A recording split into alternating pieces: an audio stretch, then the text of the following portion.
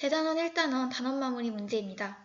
4번 a는 0보다 작고 b는 0보다 클 때 루트 a-b의 제곱 플러스 루트 a의 제곱 마이너스 루트 b의 제곱을 간단히 하시오.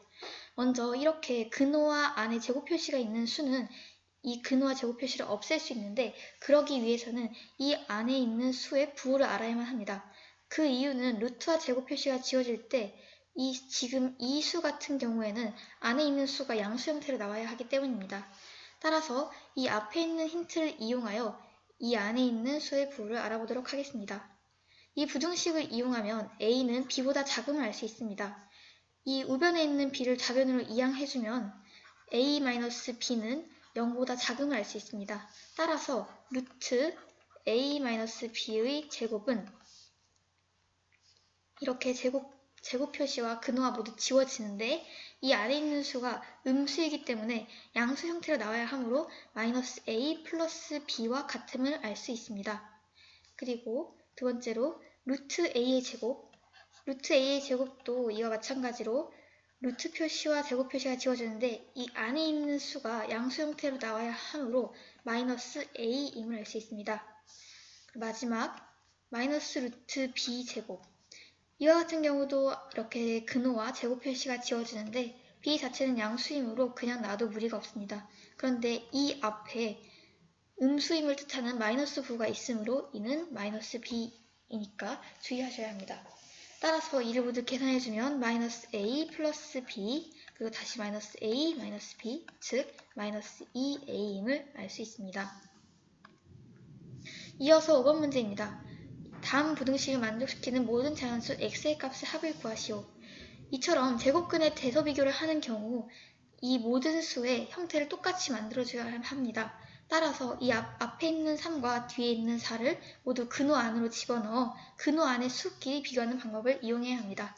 따라서 3은 루트 9이고 루트 x, 그리고 4는 제곱해서 근호 안에 집어넣으면 16이 됩니다. 이때 여기서 근호 안에 있는 수들끼리 비교가 가능하므로 x는 9보다 크고 16보다 작은 자연수임을 알 수 있습니다. 따라서 이를 만족시키는 x의 값은 10, 11, 12, 13, 14, 15가 있습니다. 이를 모두 더해주면 21, 33, 46, 60, 75. 따라서 5번 문제의 답은 75임을 알 수 있습니다. 이어서 6번입니다. 다음 수 중에 무리수를 모두 찾으시오.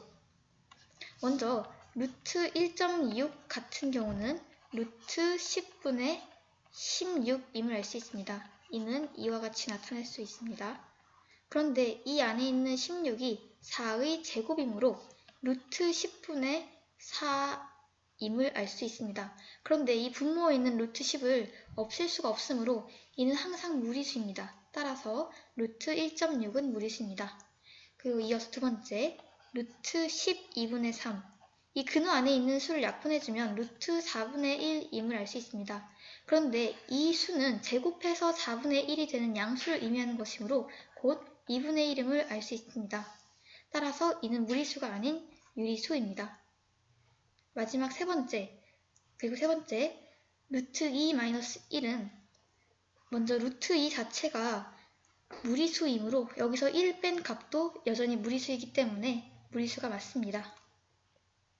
그리고 네 번째로 이 수는 여기서 이 점이 의미하는 바는 소수점 밑으로 7이 계속 반복된다는 의미입니다. 따라서 이는 순환하지 않는 무한소수인 무리수가 아니라 순환하는 무한소수인 유리수이므로 무리수가 아닙니다.